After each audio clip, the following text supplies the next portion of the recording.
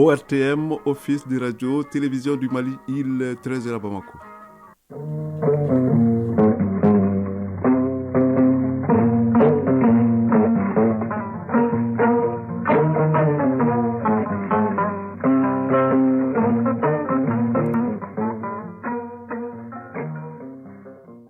Le journal, Seydou Fomba.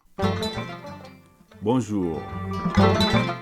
Journée des légitimités traditionnelles, deuxième édition, c'est ce samedi 11 novembre. Le thème retenu cette année est « Place et rôle des légitimités traditionnelles dans la prévention et le règlement des conflits ».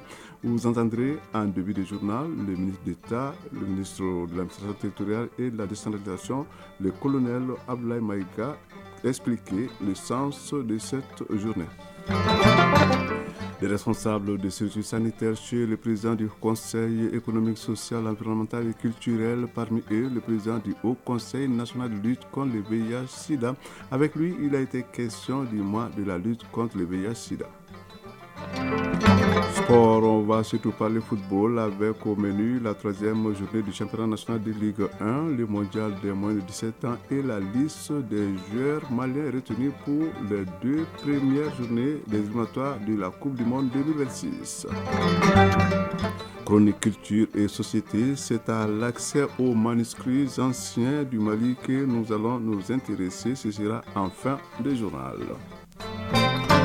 Auditrices, auditeurs, bienvenue. Aujourd'hui, 11 novembre, c'est la journée dédiée aux légitimités traditionnelles du Mali. Et pour cette deuxième édition, le thème retenu est « Place et rôle des légitimités traditionnelles dans la prévention et le règlement des conflits ». Plusieurs activités sont au programme de cette rencontre placée sous la présidence du président de la transition, le colonel Assimi Goïta.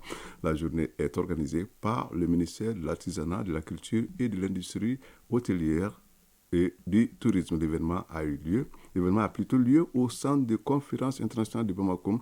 Mais quel est le bien fondé de la célébration de cette journée? Suivez les explications du ministre d'État, ministre de l'administration territoriale et de la décentralisation, porte-parole du gouvernement, le colonel Abdoulaye Maïga. Le 11 novembre 2021, le président de la transition, chef de l'État, son Excellence le colonel Assimi Goïta, a pris l'engagement solennel de consacrer une journée à la célébration des légitimités traditionnelles en reconnaissance de leur rôle éminemment important dans la construction de la nation malienne.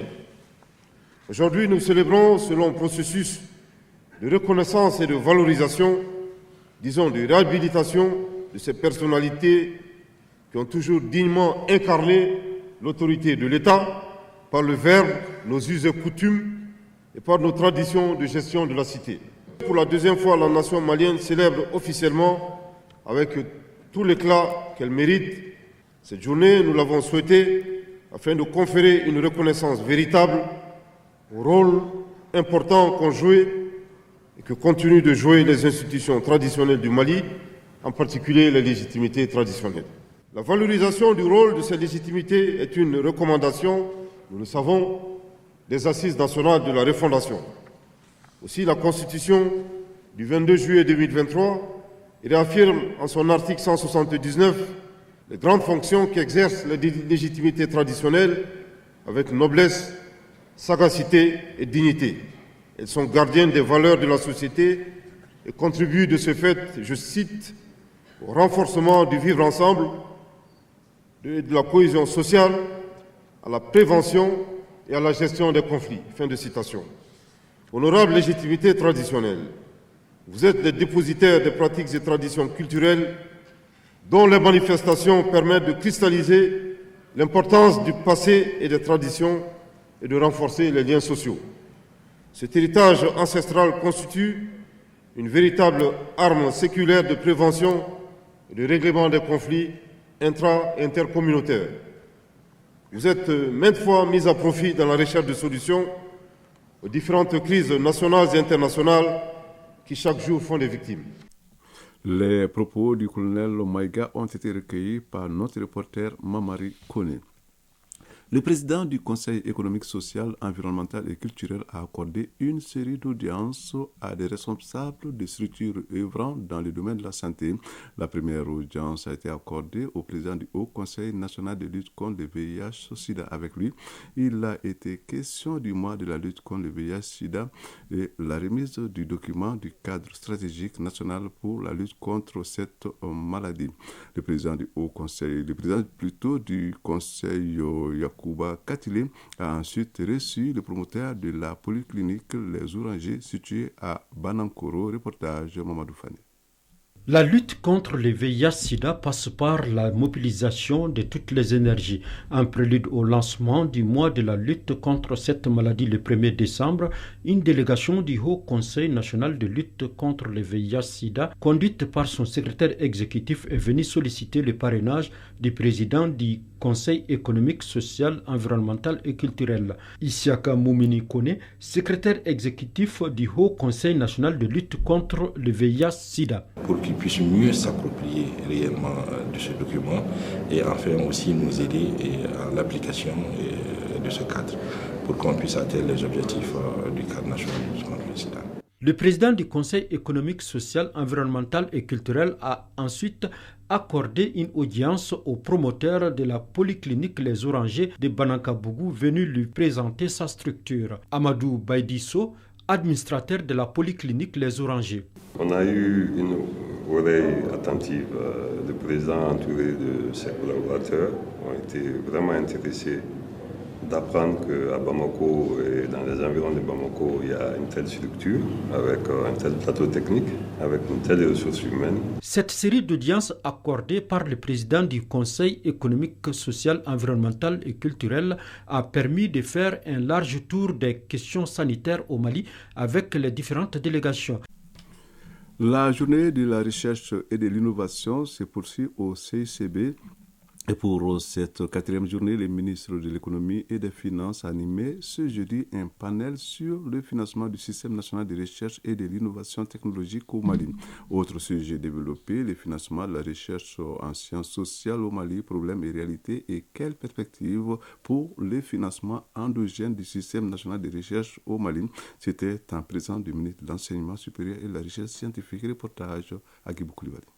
Les journées de la recherche et de l'innovation constituent une occasion unique pour les scientifiques maliens de présenter leurs travaux aux acteurs des secteurs productifs. Elles sont également un espace de découverte et de création pour les jeunes. Pour cette 4e journée, les panels tournent autour du financement du système national de recherche et de l'innovation technologique au Mali. Brima Kansai, ministre de l'Enseignement supérieur et de la recherche scientifique. Il y a une nécessité d'interaction permanente entre ces deux domaines-là pour permettre à notre économie de prendre de l'élan. Au cours de cette journée, plusieurs thématiques ont été développées, à savoir le financement de la recherche en sciences sociales au Mali, problèmes et réalités et quelles perspectives pour le financement endogène du système national de recherche au Mali. Professeur Idrissa Souiba Traoré, recteur à l'ULSHB.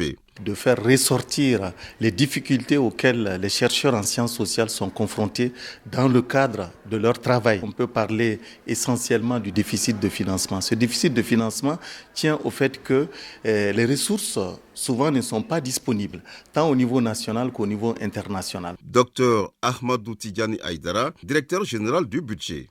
Il a été question de passer en revue, en tout cas toute la problématique, les différentes contraintes, défis et les prérequis pour aller vers un financement beaucoup plus adéquat de la recherche et de l'innovation. De faire en sorte que la recherche soit aujourd'hui une priorité partagée avec l'ensemble des acteurs. La propriété intellectuelle et valorisation des résultats de recherche et des innovations fait partie des sujets qui ont attiré l'attention du public. Bokoum Fatmata Traoré, directrice du CEMAPI. Nous sommes aujourd'hui dans ce qu'on appelle l'économie du savoir, c'est-à-dire comment faire en sorte que le savoir-faire puisse être mis au service de l'économie ou du développement économique. Dans les perspectives pour la recherche et l'innovation, il faut davantage aller vers des sources de financement autres que l'État à travers l'établissement de partenariats entre le secteur privé et aussi miser sur l'autofinancement de la recherche. Mali Actualité, 13h09. Actualité nationale suite, les organisateurs du Salon international du développement accéléré du numérique Occident étaient face à la presse. C'était pour parler une rencontre du numérique qui se tiendra à Bamako du 4 au 6 décembre 2023. Les organisateurs entendent faire du numérique une opportunité d'amélioration continue. Khadijatou Kone a suivi la conférence pour nous. Bamako sera la capitale du numérique du 4 au 6 décembre prochain avec l'organisation du Salon international du développement accéléré du numérique SIDAN. Les organisateurs étaient face à la presse pour parler des enjeux de cette rencontre première du genre. Ce grand rendez-vous réunira des acteurs venant des 4 coins du monde pour discuter et échanger leurs expériences dans le domaine de l'intelligence artificielle. Il permettra de créer de nouvelles opportunités pour un développement durable. Dr Hamadoun Touré, président du comité d'organisation du SIDAN. Promouvoir les compétences et s'approprier les technologies de rupture avec les usages nouveaux du secteur, de renforcer l'intégration économique sous-régionale, régionale et internationale dans le domaine du numérique, de contribuer à la célérité de la transition numérique du continent pour le développement endogène en Afrique, mettre l'innovation dans le secteur au service du développement. La technologie a transformé notre façon de vivre, de travailler et de communiquer. Elle nous offre de multiples possibilités. C'est pourquoi le SIDAN veut faire de la rencontre de Bamako un moyen de stimuler l'innovation. Le Conseil national du patronat du Mali, partenaire stratégique du SIDAN, salue cette initiative. Mossadegh Bali, président du CNPM. Nous savons aujourd'hui que l'intelligence artificielle est en train de chambouler la façon dont les entreprises travaillent, la façon dont les jeunes sont employés et la façon dont les États travaillent. Il constitue donc une grande opportunité, donc le numérique, pour les entreprises de tous les secteurs. L'événement placé sous le thème « La souveraineté numérique et progrès technologique, vision et stratégie » va en droite ligne de la vision des autorités à travers le ministère de la Communication, de l'économie numérique et de la modernisation de l'administration. Al-Kaïdi Amar Touré, secrétaire général du ministère de la Communication, de l'économie numérique et de la modernisation de l'administration. Aujourd'hui, qu'on le veuille ou pas, l'avenir du monde va se poser et se posera sur le numérique. Les plus hautes autorités de notre pays sont conscients des enjeux liés au numérique.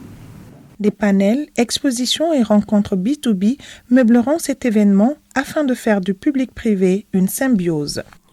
Atelier de lancement à Caille du programme de renforcement de la participation socio-économique des personnes déplacées internes, des réfugiés et des communautés hautes vulnérables au Mali. Un programme mis en œuvre par l'ONG HELP dans les régions de Caille, Ségou et Mopti sur financement de la coopération allemande à travers la GIZ. L'ouverture des travaux était placée sous la présidence du gouverneur de région, le colonel-major Moussa Soumaré, compte rendu Balkissa Sadibou Chérif. Améliorer la participation socio-économique des déplacés internes, réfugiés et populations hautes vulnérables, c'est l'objectif du programme de renforcement de la participation socio-économique des personnes déplacées internes, des réfugiés et des communautés hautes vulnérables au Mali, PAPS. Il est mis en œuvre par l'ONG HELP et financé par la coopération allemande à travers la GIZ en collaboration avec le ministère canadien des Affaires mondiales à plus d'1 milliard de francs CFA. Honoré Kaboré, représentant pays de l'ONG HELP Mali. L'ambition affichée de HELP est de faire des communes des territoires d'opportunités multiformes pour renforcer les tissus économiques en droite ligne avec les objectifs de développement durable, surtout à faire des bénéficiaires des véritables acteurs de leur propre développement. Moussa Traoré, chef d'antenne de PAPS GIZ à Caille. Le programme s'appuie sur 3 principales composantes: la formation sociale et professionnelle, la collaboration avec le secteur privé, la cohésion sociale et le développement communal. Le gouverneur de la région se réjouit de cette initiative. Colonel-major Moussa Soumaré. Nous nous réjouissons pour cette deuxième phase du projet qui s'étend aux régions de Mopti et Caille et qui va appuyer des activités génératrices de revenus, et réaliser des infrastructures et apporter un appui psychosocial aux victimes des violations des droits humains. Rappelons que l'implémentation dans la région de Caille du PAPS s'étend sur la période allant de juillet 2023 à octobre 2024. Il concernera les communes de Souransantomoto, Djelebou, Gori-Gopela, Girimagan Kerikafo, Koussané, Sahel, Sero Jamano, Diafounou Djongaga et Goumera Kai, Balkissa Sadibou Chérif Aïdara, Lassana Keita pour l'ORTM. Actualité hors du Mali à présent, sommet Arabie Saoudite, Afrique. Plusieurs chefs d'État et de gouvernement africains ont fait le déplacement pour Riyad pour participer à la première édition de l'événement qui a pour thème développement et prospérité. Au sommet participe une délégation du Niger conduite par le Premier ministre Ali Maman Lamine Zeyn, qui a d'ailleurs déclaré qu'avec sa participation à ce sommet, son pays referme la parenthèse de l'ostracisation. Madagascar, à une semaine du premier tour de la présidentielle sur la Grande Île, la présidente de l'Assemblée nationale a demandé la suspension de l'élection dans un contexte tendu de manifestations régulières de l'opposition depuis plus d'un mois. Hier, plus de 700 personnes d'horizons différents se sont réunies pour appuyer cette demande. Les différentes personnalités se sont succédées à la tribune montée de la cafétéria de l'Assemblée nationale pour exprimer leur avis sur l'impossibilité de la tenue de l'élection.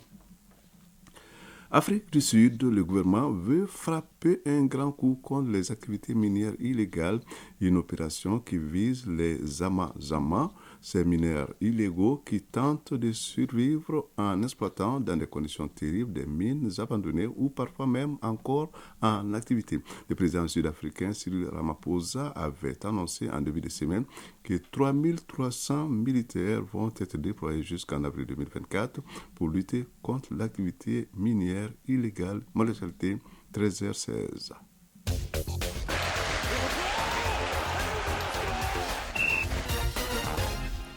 L'actualité sportive, c'est 11 novembre, c'est le football. Et le football, c'est samedi. C'est d'abord la troisième journée du championnat national de Ligue 1 qui démarre ce samedi avec 5 rencontres. L'actualité, c'est aussi le mondial des moins de 17 ans, Indonésie 2023. Les cadets maliens n'ont pas fait dans les détails vendredi face à l'Ouzbékistan, battu 3-0. Et puis, le sélectionneur national Eric Sekouchel a dévoilé la liste des joueurs retenus pour les 2 premières journées des éliminatoires de la Coupe du Monde 2026. C'était au cours d'une conférence de presse hier à la FEMAFOOT. Voici le résumé de l'actualité sportive avec Famourou Djouté. Le Mali reçoit le Tchad le 17 novembre et la Centrafrique le 20 novembre au compte des premières et deuxièmes journées des éliminatoires de la Coupe du Monde 2026. En prélude à ces 2 rencontres, le sélectionneur national Eric Sekouchel a dévoilé la liste des 27 aigles sélectionnés. Une liste composée de 3 gardiens, 8 défenseurs, 8 milieux de terrain et 8 attaquants. On note la toute première sélection de l'attaquant Youssouf Niakate de Banyas aux Émirats Arabes Unis.